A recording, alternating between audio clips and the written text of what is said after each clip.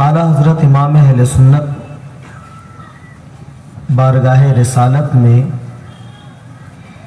अर्ज़ करते हैं, ज़मीनो ज़मा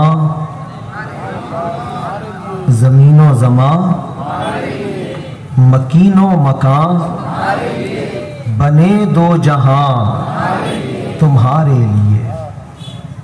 ज़मीन ज़मा, ज़मीन भी और ज़माना भी, मकीन रहने वाले, मकान और वो जगह जहां रहने वाले हैं, सब कुछ किसके लिए है या रसूल अल्लाह? आप बताएंगे किसके लिए? तुम्हारे लिए। और आला हज़रत अली रहमा के बड़े अजीज़ और करीब आलिम रब्बानी शेर बेशा अहले सुन्नत अल्लामा हिदायत रसूल रामपुरी रहमतुल्लाह ताला अलैह, जो कि अपने वक्त के बड़े ज़बरदस्त मुनाजिर थे और ईसाइयों से भी आपके कई मुनाजरे हुए। उनमें एक मुनाजरा तो बड़ा दिलचस्प है। ईसाई पादरी से मुनाजरा तय पाया और उसमें तय ये हुआ कि सुन्नी मुनाजिर और ईसाई मुनाजिर, इन दोनों में से जो हार जाएगा उसकी नाक और कान काट लिए जाएंगे। ये उसका फैसला था। मुनाजरा तय हो गया, मुनाजरा मुनक़िद हुआ। हज़रत शेर बेशा अहले सुन्नत मौलाना हिदायत रसूल रहमतुल्लाह अलैह वो मुनाजरा कर रहे हैं। ज़ाहिर है हक़ पर थे और फ़तह नुसरत हक़ को ही मिला करती है, तो फ़तह भी उन्हीं के नसीब में थी। ईसाइयत को कहाँ कामयाब होना था। ईसाई पादरी हार गया, शेर बेशा अहले सुन्नत वो फतहमंद हुए। तो आपने कहा कि भाई शर्त तो थी कि नाक और कान काट लिए जाएंगे। अब वो ईसाई पादरी इधर उधर कर रहा था कि नहीं, मुझे जवाबात के लिए थोड़ा वक्त चाहिए, ये चाहिए वो चाहिए। रावी लिखते हैं, शेर बेशा अहले सुन्नत अपनी जगह से उछल कर उठे और कहा लोग टाल मटोल कर रहे हैं, अभी इसे लेकर चले जाएंगे। दौड़ कर गए और अपने दांतों ही से उसकी नाक को पकड़ लिया आपने। तो ऐसे जरी और बेबाक मुनाजिर अहले सुन्नत के थे वो। उनके कलाम का भी एक शेर है, तुम्हारा जिक्र मेरा दीनो ईमा या रसूल अल्लाह। तुम्हारा जिक्र मेरा दीनो ईमा या रसूल अल्लाह। तुम्हारा मुसहफ़े रुख मेरा कुरआन या रसूल अल्लाह। तुम्हारा जिक्र मेरा दीनो ईमा या रसूल अल्लाह। नजर आता नहीं तेरे सिवा कुछ दोनों आलम में। नजर आता नहीं कुछ तेरे सिवा दोनों आलम में। तुझी में है फना तेरा सनाखा या रसूल अल्लाह। और मख्ते में कहते हैं, तुम्हारे दुश्मनों का सर कुचलने को रहे कायम। तुम्हारे दुश्मनों का सर कुचलने को रहे कायम। गुलामाने शहे अहमद रजा खां या रसूल अल्लाह। गुलामाने शहे अहमद रजा खां या रसूल अल्लाह। एक बार और दुरूद पाक पढ़े, अल्लाहुम्मा सल्ली अला सय्यिदिना मौलाना मुहम्मद मअदिल जूदी वल करम व आलिहिल किरामी व इब्निहिल करीमी व बारिक वसल्लिम सलातन व सलामन अलैका या रसूल अल्लाह। कल के इज्तिमा में जो हजरात हाजिर थे उनके जहन में होगा, मैंने ये चीज़ जिक्र की थी वहाँ पर कि इस्लाम की बुनियाद 3 अकीदों पर है। कितने अकीदों पर? आप सब बोलेंगे तो मुझे भी अच्छा लगेगा। कितने अकीदों पर? 3 अकीदों पर। उसमें पहला अकीदा है अकीदे तौहीद, दूसरा अकीदा है अकीदे रिसालत और तीसरा अकीदा है अकीदे आखिरत।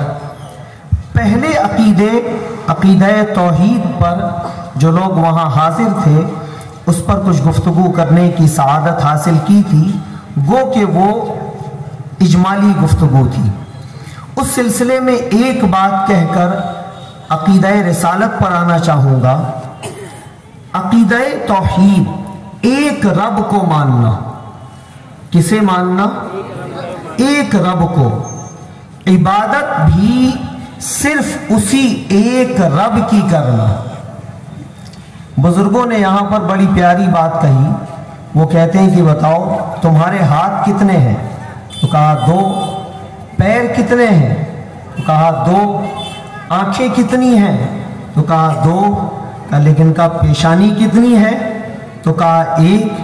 तो कहा इस एक पेशानी की चाहत यह है कि ये एक पेशानी भी एक खुदा के सामने झुके, एक रब के सामने झुके। उस रब को हमने देखा नहीं है, वो रब हमारा हाकिम है, उसके अहकामात हमारे लिए हैं। लेकिन सवाल यह है कि उसके अहकामात हम तक पहुंचेंगे कैसे? वो नूरुन अला नूर है और हम जिसमें कसीफ हैं, हमारे अंदर लताफत नहीं है, कसाफत है। नूर और कसाफत में तो बोध हुआ करता है। उसके अहकामात हम तक कैसे पहुंचेंगे? तो उसी ने करम फरमाया कि ऐसी हस्तियों को भी पैदा फरमाया जो अपने वजूदे खाकी के एतबार से तो इंसान हैं, लेकिन वो अपनी असल के एतबार से नूर हैं।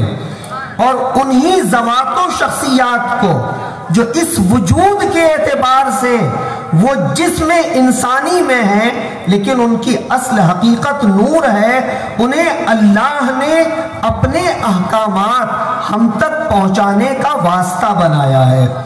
उसी वास्ते को रसूल कहा जाता है, उसी वास्ते को नबी कहा जाता है। तो नबी वो है जो बंदों को रब से जोड़ दिया करता है, नबी वो है जो रब से अहकामात लेता है और बंदों को पहुंचा दिया करता है। तो दूसरा अकीदा अकीदे रिसालत था कि हम तौहीद के बाद रिसालत को भी माने। अब रसूल वो जिसमें जाहिर के एतबार से जरूर बशर हैं। कुरान मजीद ने भी इसे फरमाया, कुल इन्नमा अना बशरुम मिस्लुकुम।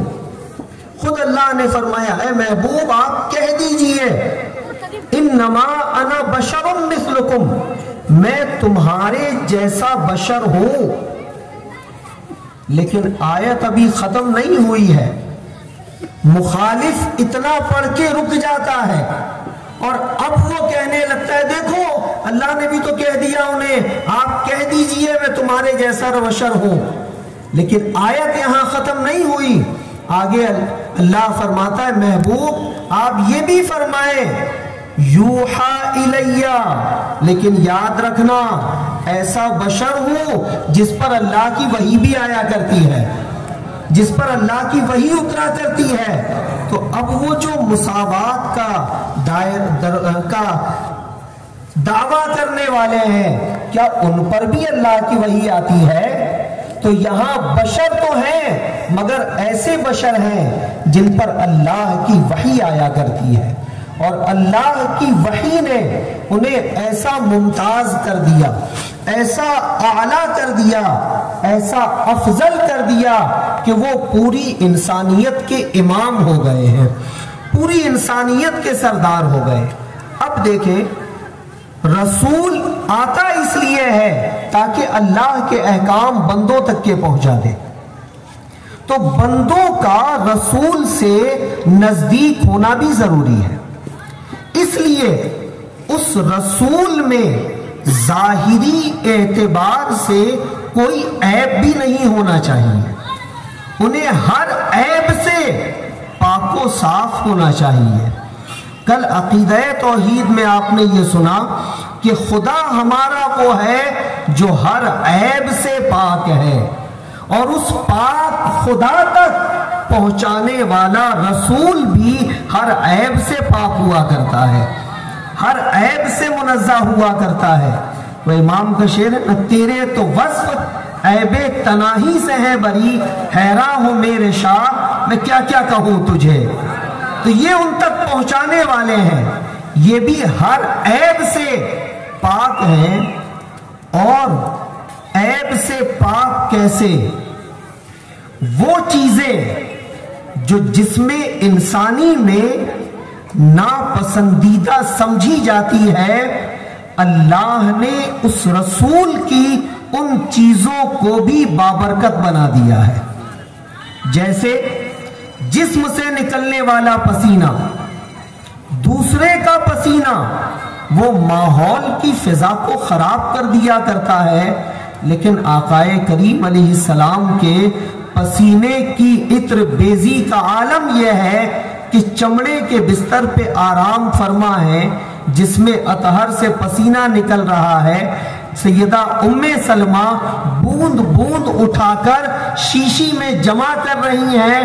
پوچھنے والے نے پوچھا کیا کر رہی ہو؟ تو کہتی ہیں جانتا نہیں، دنیا کا سب سے اچھا عطر جمع کر رہی ہو، دنیا کا سب سے اچھا عطر جمع کر رہی ہو۔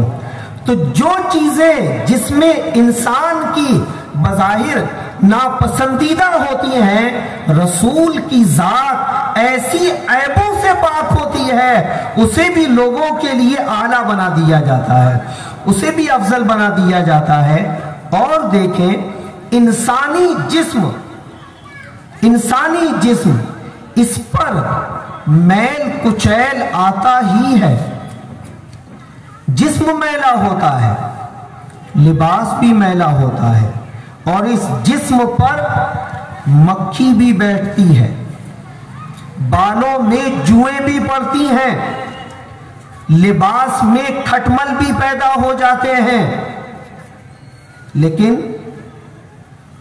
محدث ابو عیسیٰ فرماتے ہیں آقا کریم علیہ السلام کی ذات گرامی وہ تھی کہ آپ کے جسم مبارک پر کبھی میل پیدا نہیں ہوا۔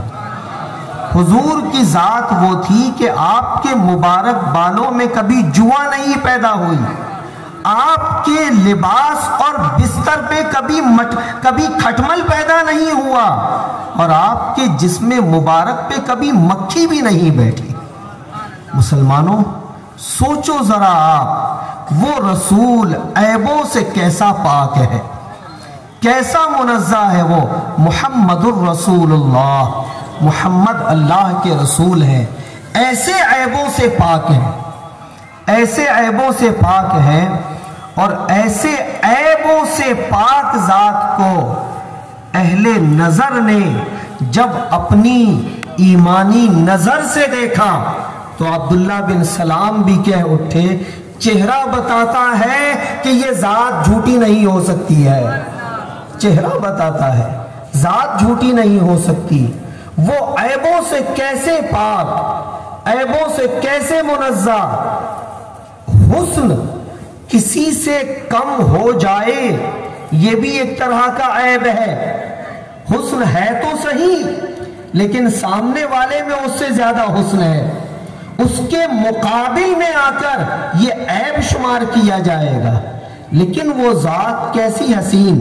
جابر بن سمرہ رضی اللہ عنہ وہ کہتے ہیں 14ویں رات کو چاند آسمان پر نکلا ہوا تھا، 14ویں رات کا چاند، آقا کریم علیہ السلام مجلس میں جلوہ فرما ہے، میں بھی حاضر تھا، میری نگاہ چاند کی طرف اٹھی، میں نے پلٹ کر حضور کے چہرے کو دیکھا، پھر میں نے نگاہ گھمائی، آسمان پر چمکتے چاند کو دیکھا، کبھی حضور کو دیکھتا کبھی چاند کو دیکھتا۔ اے جابر بن سمرہ کر کیا رہے تھے آپ؟ जाबिर बिन समूरा कह रहे थे, अंदाजा लगा रहा था खूबसूरत कौन ज्यादा है, चांद ज्यादा खूबसूरत है या रसूलुल्लाह का चेहरा ज्यादा खूबसूरत है। जाबिर बिन समूरा कहते हैं, आखिर में मुझे कहना पड़ा चांद से ज्यादा हुस्न तो रसूलुल्लाह के चेहरे में नजर आ रहा है। क्यों न हो, चांद का हुस्न भी तो उनके तलवों का सदका है। चांद का हुस्न उनके तलवों का सदका है, तो फिर मुआजना चेहरे से कैसे किया जा सकता है। तो वो जात ऐबों से इस कदर पाक, कोई ऐब उस जात में है ही नहीं। हर ऐब से मुनज़्ज़ा वो जात है, हर ऐब से मुबर्रा वो जात है। और अहले ईमान की नजर से देखो, अहले ईमान की अक्लो निगाह से देखो, उनकी जात तो उनकी जात है, जिसे उनसे निस्बत हो जाए उसे भी वो ऐबों से पाक माना करते हैं। जिसे उनसे निस्बत हो जाए उसे भी वो ऐबों से पाक माना करते हैं। आकाए कायनात अलैहि तहियत वस्सना एक मर्तबा एक काफले, एक कबीले में तशरीफ ले गए। अपने नाका पर, अपने खच्चर पे सवार होकर उस कबीले में पहुंचे। खच्चर से उतरे, अंदर तशरीफ ले गए। जहां आपके खच्चर को बांधा गया, वहां पर दूसरे लोगों के दरमियान अब्दुल्ला इब्ने उबई मुनाफिक भी मौजूद था। इत्तेफाक से उस सवारी ने पेशाब कर दिया, और जहां पेशाब किया उसी जगह वो मुनाफिक खड़ा था। उसने नाक चढ़ाई, कितनी बदबू आ रही है। पेशाब तो खच्चर ने किया था और बदबू का एहसास मुनाफिक को हुआ। अब्दुल्ला इब्ने रवाहा नबी करीम अलैहिस्सलाम के दरबारी साहबी हैं। दरबार में हुजूर उनसे अशार पढ़वाया करते थे, मेरी मदह में भी कलाम पढ़ो, मेरे दुश्मनों की हिज्व में भी कलाम पढ़ो। वो कलाम उनसे पढ़वाते। अब्दुल्ला इब्ने रवाहा आशिक मौजूद थे। उन्होंने देखा कि ये नाक मुंह चढ़ा रहा है मुनाफिक। अब उन्होंने जो जुमला कहा वो जुमला देखें।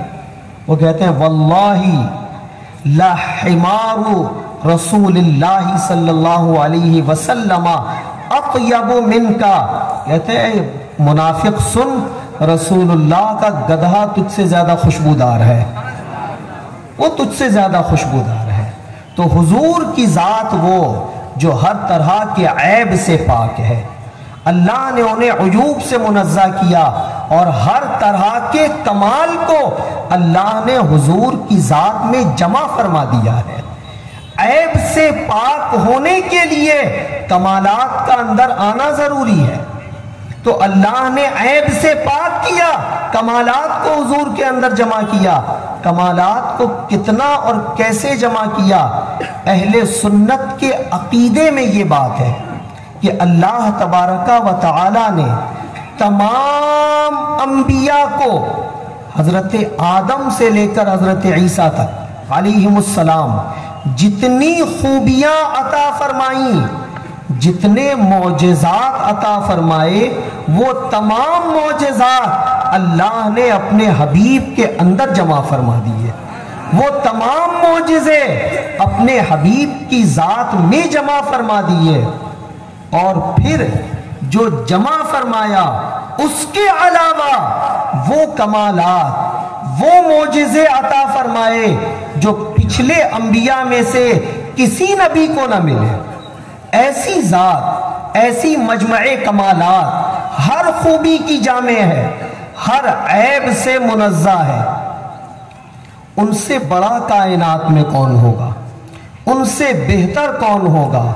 लेकिन कुछ ऐसे जिनकी मत मारी जाती है, वो सामने देख कर भी नऊज़ बिल्लाह कमतरो हकीर होने के बावजूद खुद को उनसे अफजल गुमान करने लगते हैं। आकाए कायनात अलैहिस्सलाम सहाबा के मजमे में मस्जिद नबवी में तशरीफ फरमा है। अबू बकरो उमर उस्मानो अली भी मौजूद हैं और भी सहाबा का हुजूम है। एक शख्स आया और वो मजलिस के किनारे खड़ा हुआ। खड़े होकर उसने चारों तरफ निगाह दौड़ाई और उसके बाद मुड़ा मस्जिद में चला गया, नमाज पढ़ने लगा। रिवायत के अल्फाज है, यहां जब खड़े होकर उसने निगाह दौड़ाई, उस मजमे में सहाबा में मौला अली भी हैं, हजरत उस्मान भी हैं, हजरत उमर भी हैं, हजरत अबू बकर भी हैं। ये तो सहाबा में हैं, खुद रसूलुल्लाह की जात मौजूद थी वहां। निगाह दौड़ाई, सबको देखा, सलाम भी न किया और इस ख्याल के साथ चला गया, यहां मुझसे बेहतर कौन है। नऊज़ु बिल्लाहि मिन ज़ालिक। सोच क्या थी उसकी, यहां मुझसे बेहतर कौन है, जबकि रसूलुल्लाह मौजूद थे वहां। तो उनकी हयाते ज़ाहिरी में, उनकी निगाहों के सामने खड़े होकर ये सोचने वाला भी था, यहां मुझसे बेहतर कौन है। मस्जिद में गया, लेकिन वो निगाह भी निगाहे नबूवत थी। आकाए करीम अलैहिस्सलाम ने फरमाया, कौन है जो इस अंदर जाने वाले को कत्ल करेगा, कौन है जो इस अंदर जाने वाले को कत्ल करेगा। उसने कहा कुछ ना था, सहाबा ने सुना कुछ ना था, लेकिन हुजूर ने कहा कौन है जो इसे जाकर कत्ल करेगा। अबू बकर खड़े हो गए, या रसूल अल्लाह मैं कत्ल करूंगा। ए अबू बकर, क्या आपने पूछा?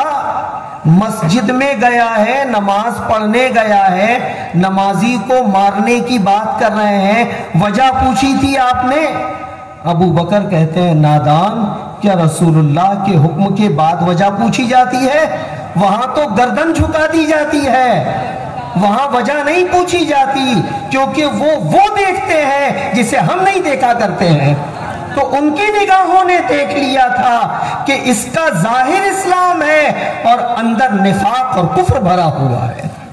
वो गए, देखा हाथ बांधे खड़ा है और बड़ी आजिजी और इनकिसारी के साथ खड़ा है। वापस आ गए, अर्ज करते हैं, या रसूल अल्लाह, बड़ी इन्हिमाक के साथ नमाज पढ़ रहा है। आकाए करीम अलैहिस्सलाम ने फरमाया, कौन है जो इसे कत्ल करेगा? हुजूर ने फिर फरमाया। हजरत उमर उठे, वो कहते हैं, या रसूल अल्लाह, मैं जाता हूं, मैं कत्ल करूंगा। आप गए, आपने उसे देखा, आपने उसे रुकू या सजदे में पाया और बड़े इन्हिमाक के साथ दुनिया जहान से बेफिक्र नजर आ रहा है। तलवार ना उठ सकी, वापस चले आए। अर्ज किया, या रसूल अल्लाह, वो इस तरह से नमाज पढ़ रहा है।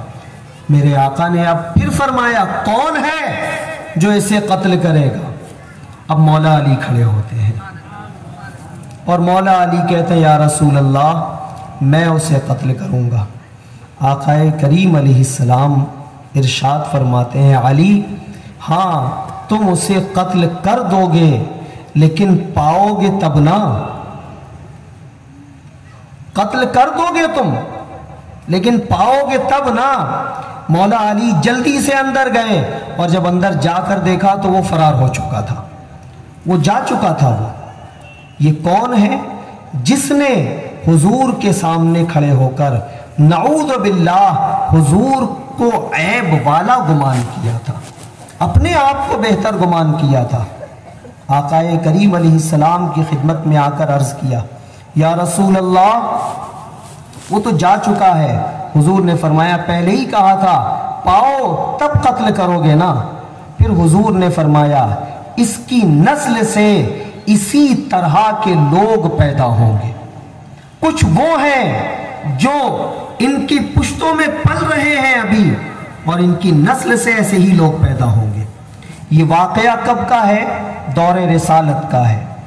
اور آگے بڑھیا نبی کریم علیہ السلام کے وصال ظاہری کے بعد جب صدیق اکبر کی خلافت کا دور، پھر فاروق اعظم، پھر عثمان غنی، پھر مولا علی رضی اللہ تعالی عنہ کے زمانے میں ایک جماعت نے مولا علی کی مخالفت شروع کر دی، آپ کے باغی ہو گئے، آپ کو امام اور خلیفۃ المسلمین ماننے سے انکار کر دیا۔ حضرت عبداللہ ابن عباس نے امیر المومنین سے عرض کیا، امیر المومنین آپ مجھے اجازت دیں تو میں ان کو جا کر سمجھاتا ہوں۔ آپ نے فرمایا ٹھیک ہے جاؤ سمجھاؤ۔ یہ گئے اور وہ بغاوت کرنے والے 10,000 لوگ تھے۔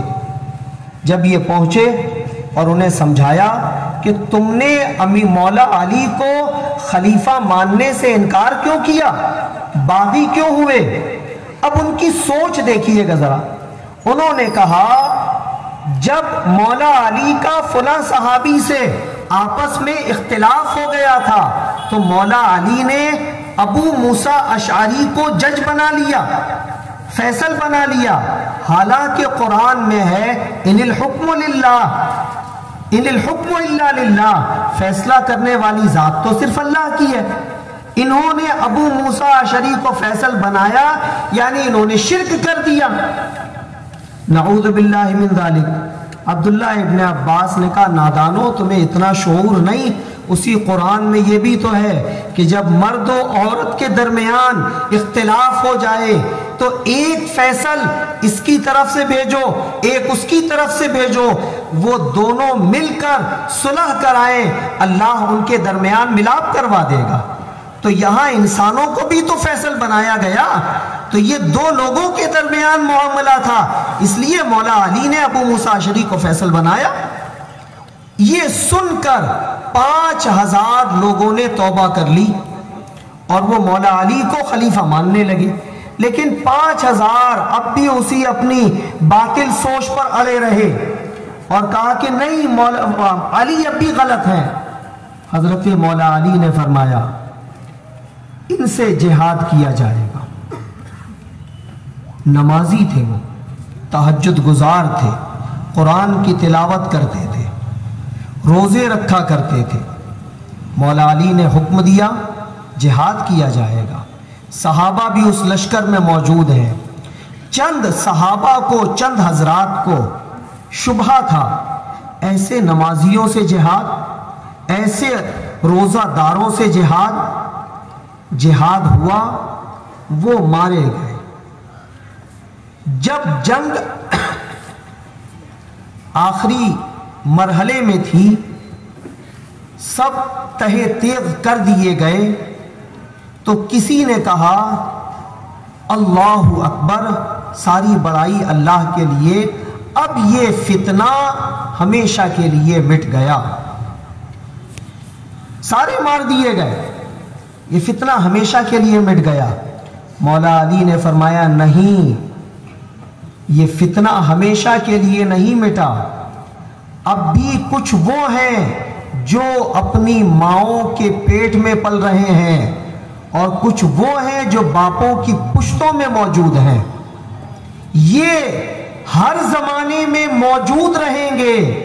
ان کا آخری گروہ قرب قیامت میں دجال کے ساتھ سامنے آئے گا۔ آخری گروہ ان کا دجال کے ساتھ سامنے آئے گا۔ تو مسلمانوں، یہ مولا علی ہیں جنہوں نے حضور کے ارشاد کے مطابق ہمیں خبر دی منافقین کی جماعت کہاں تک رہے گی؟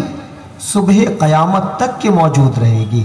ان لوگوں کے دلوں میں جو شبہ تھا، مولا علی نے فرمایا تلاش کرو، ان میں ایک شخص ذو الصدیہ ہوگا۔ ذو الصدیہ یعنی اس کا ہاتھ عورت کے پستان کے مشابہ ہوگا۔ تلاش کیا گیا، کئی لاشوں کے نیچے دبا ہوا وہ نکلا۔ جب وہ سامنے آیا، مولا علی کی یہ غیبی خبر سچ ہو گئی۔ خبر غیبی تھی، دینے والے مولا علی، خبر سچ ہو گئی۔ اب لوگوں کے دلوں سے شبہ زائل ہو گیا، اور یہ بات بیٹھ گئی کہ یہ گروہ ایسا ہے جو دین کا لبادہ اوڑھ کر دین داروں کی ہی راہ مارنے کے لیے نکلا کرے گا۔ یہ طبقہ چلتا چلا گیا، نام اس کے بدلتے رہے۔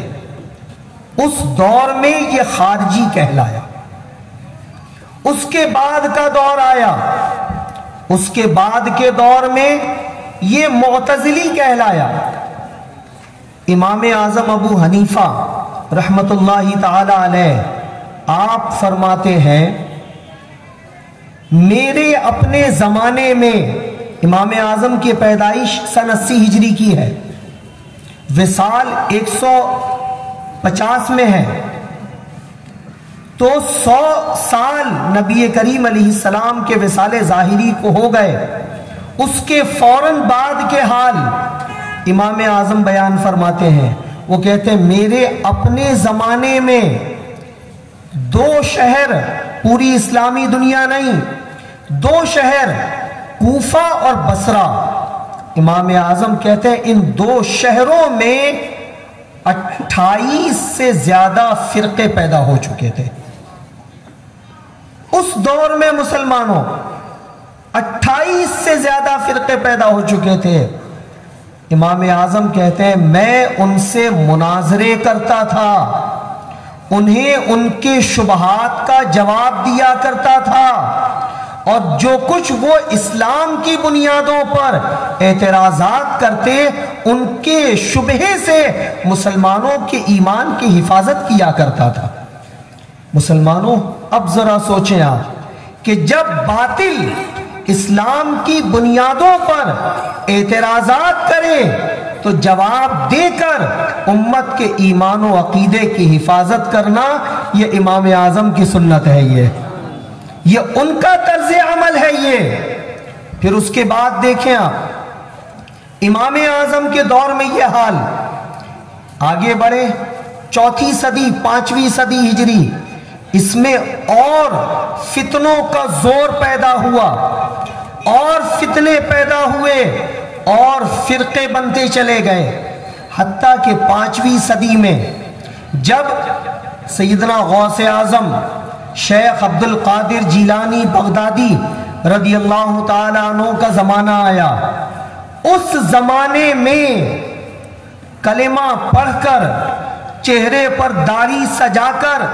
سروں پہ امامے رکھ کر، جبے کبے پہن کر کے اسلام کی بنیادوں کو کھوکھلا کرنے والے 1-2 نہیں، پورے 72 فرقے موجود ہو چکے تھے۔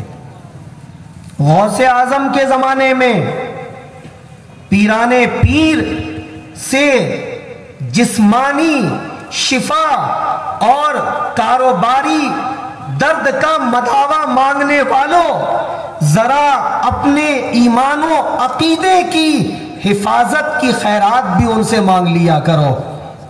وہ غوث اعظم، انہوں نے اس دور میں 1-2 نہیں، پورے 72 فرقوں کا رد فرمایا ہے۔ غنیت الطالبین اٹھا کر دیکھ لیں، غوث اعظم حسنی سید بھی ہیں، حسینی سید بھی ہیں، نجیب الطرفین ہیں۔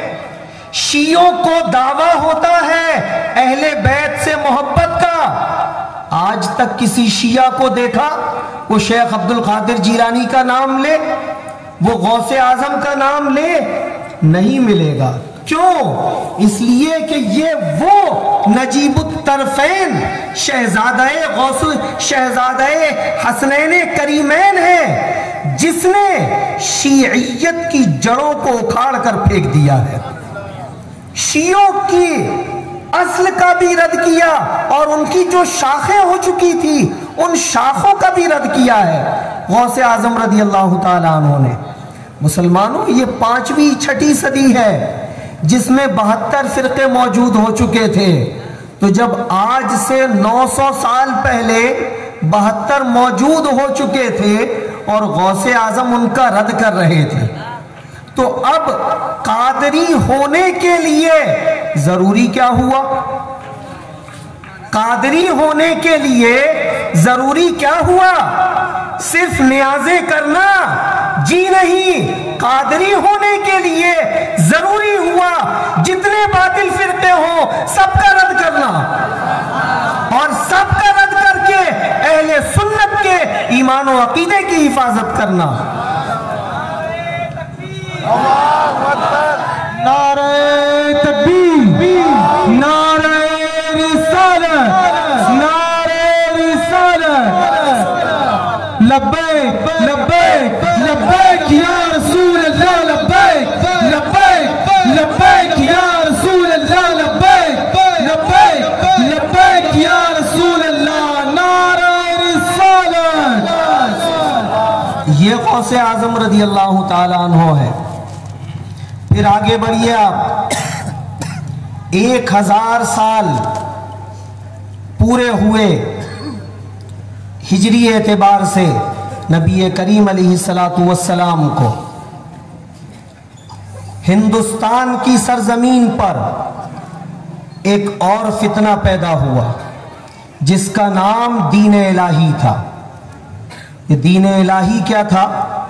اس وقت کے مغل بادشاہ اکبر نے ایک معجون مرکب تیار کیا جس میں ہندوؤں کی باتیں بھی لیں، شیعوں کی باتیں بھی لیں، یہودیوں کی باتیں بھی لیں، سب سے زیادہ ہندوؤں کی چیزیں لیں اور اسلامیات کو ایک طرف کر دیا۔ اس معجون مرکب کا نام اس نے دین الہی، دین اکبری رکھا۔ اسے حکومتی سطح پر پروان چڑھانا چاہتا تھا۔ کئی سارے مولوی بک گئے، اور جو بکے وہ چھوٹے موٹے نہیں تھے۔ ان میں ایک تو وہ تھا جس نے قرآن کریم کی ایسی تفسیر لکھی ہے کہ اس تفسیر میں جتنے لفظ آئے ہیں کوئی بھی لفظ نقطے والا نہیں ہے، کوئی بھی لفظ نقطے والا نہیں ہے۔ فیضی نے سواقع الالہام، یہ اس کی تفسیر کا نام ہے۔ اس سے اندازہ کریں آپ علم کا کیسا کوہ ہمالہ ہوگا۔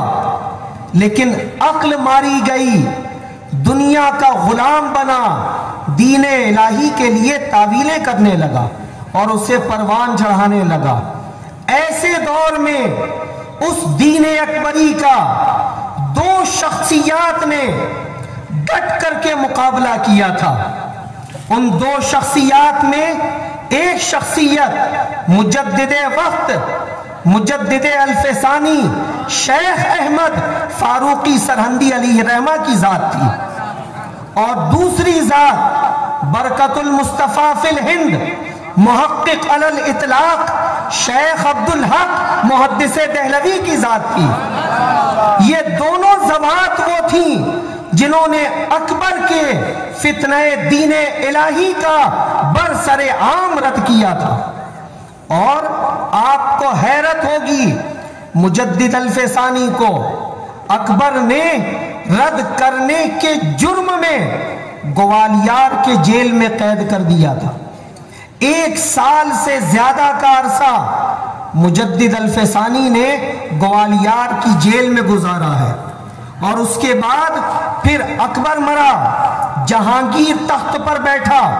شروع میں جہانگیر کے خیالات بھی صحیح نہیں تھے، لیکن جہانگیر اس سے تھوڑا نرم ضرور تھا، تو اس نے مجدد الف ثانی کو گوالیار کی جیل سے نکلوایا تھا، لیکن نکلوانے کے بعد کھلے عام چھوڑا نہیں تھا، بلکہ اپنے فوجی کیمپوں میں رکھا کرتا تھا تاکہ تھوڑی کھلی فضا میں رہیں لیکن مکمل طور پہ آزاد نہ رہیں۔ مجدد الف ثانی کا کارنامہ دیکھیں، جس دوران وہ جیل میں تھے، جیل میں بیٹھ کر اس وقت کے علماء کے نام، امیروں کے نام، حاکموں کے نام آپ خط لکھ کر کے انہیں اس فتنہ دین الہی سے بچنے کی تاکید کیا کرتے تھے۔ کہاں سے دین کی حفاظت کر رہے ہیں؟ جیل کے اندر بیٹھ کر کے۔ मुसलमानों, आज हम पर वो वक्त तो नहीं आया है ना कि पाबंदे सलासिल कर दिए गए हों। आज तो खुली फिजा मौजूद है। वो पाबंदे सलासिल होकर भी बातिल का रद्द किया करते थे, हम तो आज खुले आम हैं। तो आज तो हमारा बदरजा औला हक बनता है कि बातिल का रद्द करें हम, और उससे उम्मत की ईमान और अकीदे की हिफाजत करें। मुजद्दिद अल्फसानी, और फिर जो रद्द किया है मुजद्दिद अल्फसानी ने, ऐसा रद्द किया कि खुद जहांगीर के दिमाग से दीने इलाही के कीड़े को निकाल कर फेंक दिया और उसे दीने मुहम्मदी का पाबंद बना दिया है। जिस दौरान आप फौजी कैंप में थे, रमजान का खत इमाम मुजद्दिद अल्फसानी ने अपने बेटों के नाम लिखा है। उसमें आप तहरीर फरमाते हैं, रमजान के लम्हात हैं, तरावीह के बाद बादशाह के साथ बैठक होती है।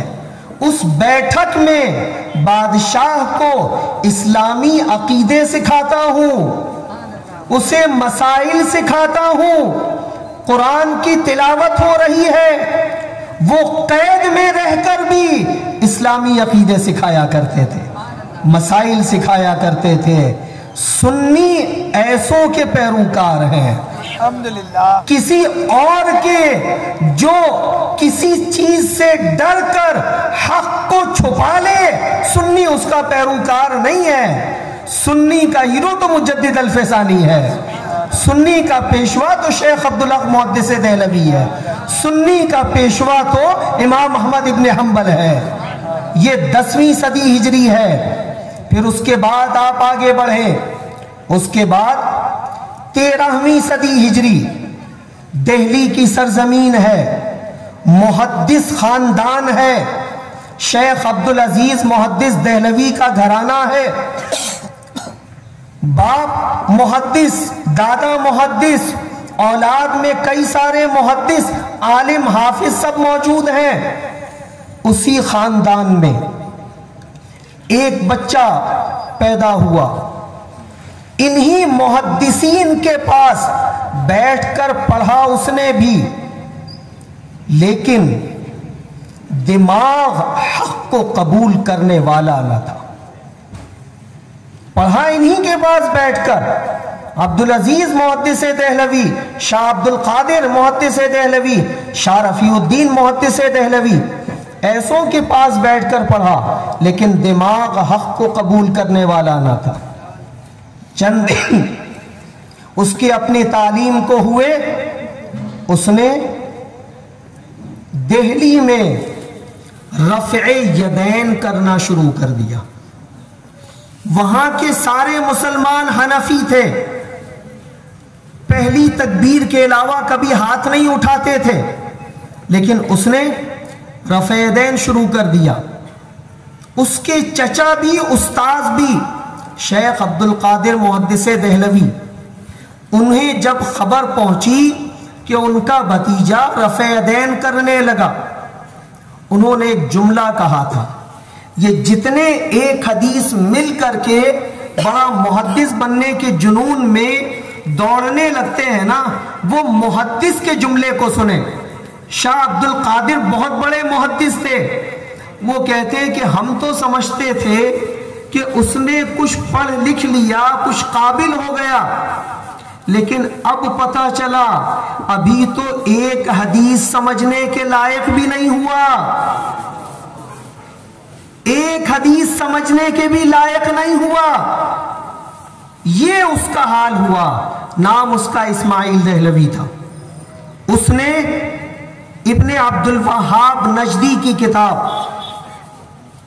का उर्दू में तर्जुमा किया, किताबुत तौहीद का, तक़वियतुल ईमान के नाम से, और उस तक़वियतुल ईमान में ईमान को ज़ाये करने वाली बातें उसने लिखी। कैसी कैसी बातें लिखी। आकाए कायनात अलैहिस्सलाम की ज़ात तो बड़ी बुलंदो बाला है, उनके शहजादे غوث اعظم کے اختیارات و تصرفات وہ ہماری آپ کی نگاہوں کے سامنے ہیں کہ وہ مردے کو زندہ کر دیا کرتے تھے، وہ لا علاج مریض کو شفا دے دیا کرتے تھے۔ شہزادے کے اختیار کا یہ عالم ہو، نانا کے اختیار کا عالم کیا ہوگا؟ لیکن اس ظالم نے اس میں لکھا جس کا نام محمد یا علی ہے وہ کسی چیز کا مالک و مختار نہیں، معاذ اللہ رب العالمین۔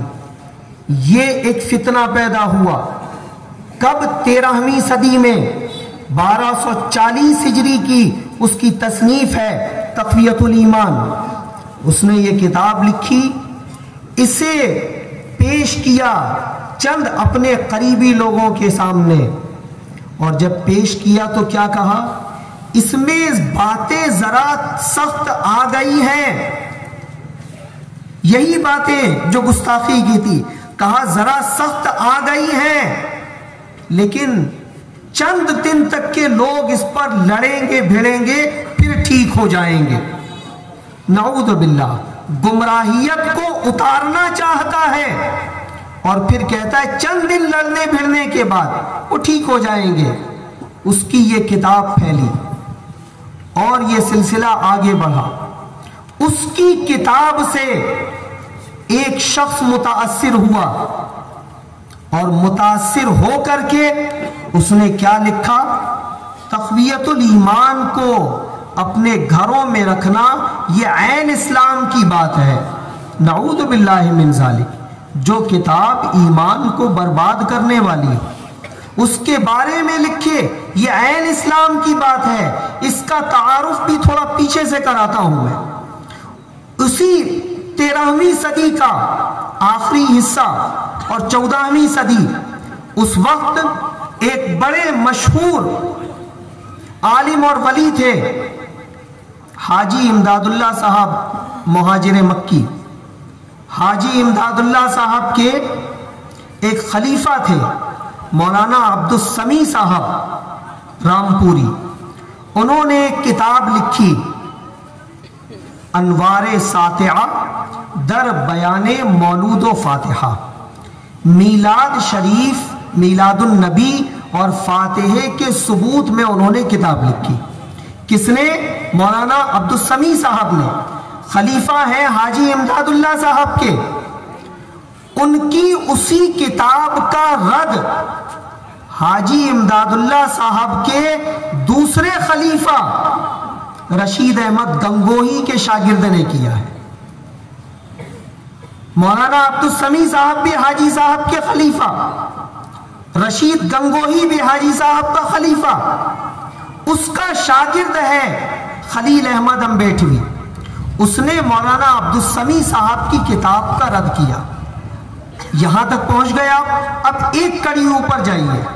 یہ رشید احمد گنگوہی خلیفہ تو حاجی صاحب کا تھا، لیکن فکر اس کی اسماعیل دہلوی کی تھی۔ کیسے؟ مولانا عبد السمیع صاحب نے آگے رہ کر فاتحے کے ثبوت میں کتاب نہیں لکھی ہے۔ ان کے کتاب لکھنے سے پہلے گنگوہ سے میلاد کے ناجائز ہونے کا فتویٰ دیا گیا تھا، میلاد کو بدعت کہا گیا تھا، تیجے اور فاتحے پر اعتراضات کیے گئے تھے۔ پہلے 4 پیج کا کتابچہ چھپا تھا، اس کے بعد 24 پیج کا چھپا تھا۔ جب یہ 2 کتابچے گنگوہ اور دہلی سے چھپے، اس کے بعد پھر لوگوں نے مولانا عبد السمیع صاحب سے کہا کہ یہ جن کے آپ خلیفہ ہو انہی کے خلیفہ ایسی حرکتیں کر رہے ہیں، انہیں سدھارنے کے لیے مولانا عبد السمیع صاحب نے انوار ساطعہ لکھی تھی۔ تو انوار ساطعہ حاجی امداد اللہ صاحب کی فکر کی ترجمان کتاب ہے، اور رشید گنگوہی نے جو بات کہی تھی خلیفہ ان کا تھا، لیکن فکر وہ اسماعیل دہلوی کی رکھتا تھا۔ اب یہاں سے حاجی صاحب کے 2 خلیفہ اور ان کے 2 راستے ہو گئے، ایک مولانا عبد السمیع صاحب کا ہو گیا اور دوسرا رشید احمد گنگوہی کا ہو گیا۔ اب رشید احمد گنگوہی والے میں خلیل احمد امبیڈوی بھی آ گیا، جس نے نعوذ باللہ اسی کتاب میں لکھا کہ حضور کو تو دیوار کے پیچھے کا بھی علم نہیں ہے، نعوذ باللہ من ذالک۔ یہ کون؟ وہی رشید گنگوہی کا شاگرد اور اس کا خلیفہ ہے۔ انہوں نے یہ بکواسات کی۔ پھر اس زمانے میں مولانا عبدالسمیع صاحب اور رامپور کے دوسرے علماء نے بھی اس کے جوابات دیے۔ اس زمانے میں جو شاہ ولی اللہ صاحب محدث دہلوی کے والد شاہ عبد الرحیم صاحب کا جو قائم کردہ دہلی کا مدرسہ تھا، مدرسہ رحیمیہ، اس مدرسے کے ایک مدرس تھے، انہوں نے بھی اس کا رد لکھا، انہوں نے بھی اس کا جواب دیا، ان سب نے اس کا جواب دیا۔ اور پھر اسی زمانے میں انہوں نے جو گمراہیت پھیلائی اور جو مولا علی نے فرمایا تھا کہ حضور نے فرمایا یہ منافقین کا گروہ ہے، یہ ہر دور میں چولے بدل کر آئے گا، آخری گروہ دجال کے ساتھ ظاہر ہوگا، یہ وہی گروہ تھا، ان کے تابوت میں آخری کیل ٹھوکنے کے لیے اللہ نے پھر امام احمد رضا کو پیدا کیا۔ تو ان کا جو رد بلیغ فرمایا امام احمد رضا نے، اختلاف تو اس سے پہلے حاجی صاحب کے خلفاء میں ہو چکا تھا، اور حاجی امداد اللہ صاحب وہ اہل سنت کے عقیدے پر تھے۔ جب رشید گنگوہی نے علم غیب بلکہ امکان کذب والی بات کہی تھی تو حاجی صاحب نے بھی اسے لکھا تھا کہ تم اس کی صفائی پیش کرو، یہ کیسی بات کہی ہے تم نے؟ تو خود اس کے پیر نے بھی اس کا رد کیا ہے۔ تو جس کے پیر اس کا رد کر دیں، زمانے کے علماء اس کا رد کر دیں، اس کے کفر کی بنیاد پر ان کے بعد کا اس کا متبع پیروکار ہم سے کہے کہ اسے شیخ الکل فی الکل مان لو، تو یہ مومن کا کام نہیں ہو سکتا۔ مومن شیخ اسی کو مانتا ہے جس کے سینے میں عشق رسول کا چراغ جلا کرتا ہے۔ یہ فرقہ وہابیہ وہی ہے، یہ الگ الگ پیرائے میں آ کر مسلمانوں کے ایمان و عقیدے کو تباہ کرنا چاہتا ہے۔ آخری بات عرض کروں، اس دور میں 14ویں صدی اور 13ویں صدی جبکہ ہندوستان بھر کے علماء اس باطل فتنے کا، اس گمراہ کن جماعت کا رد کر رہے تھے، برہانپور تو مدینۃ الاولیاء کہلاتا ہے، دار السرور کہلاتا ہے، علماء کی آماج گاہ رہا ہے، صوفیاء کا مسکن رہا ہے۔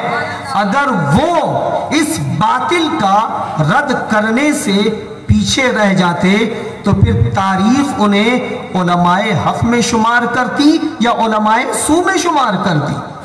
تو وہ علماء حق تھے جو فتنوں کا رد کرنا جانتے تھے۔ لہٰذا اس دور کے عالم ربانی حضرت مولانا سید ابو البرکات چشتی علیہ الرحمہ نے اس دور میں فرقہ وہابیہ کا رد فرمایا ہے۔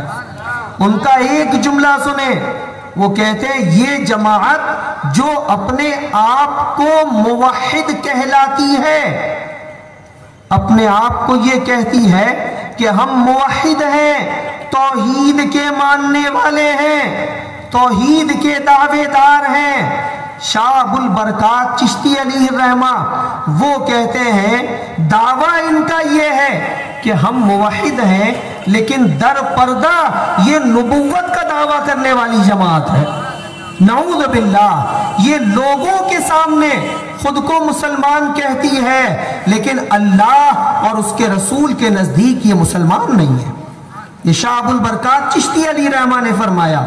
اسی زمانے میں علامہ سید سعادت میر قادری، علامہ حافظ سید اکرام اللہ بخاری جو اس دور میں شاہی جامع مسجد کے امام تھے، انہوں نے، اور حضرت علامہ قاضی حبیب الرحمن صاحب علیہ الرحمہ، ان تینوں نے ایک ایسی کتاب پر تصدیق کی تھی جس کتاب میں لکھا ہے علماء اور واعظوں پر لازم ہے کہ وہابی جماعت سے لوگوں کو نفرت دلایا کریں۔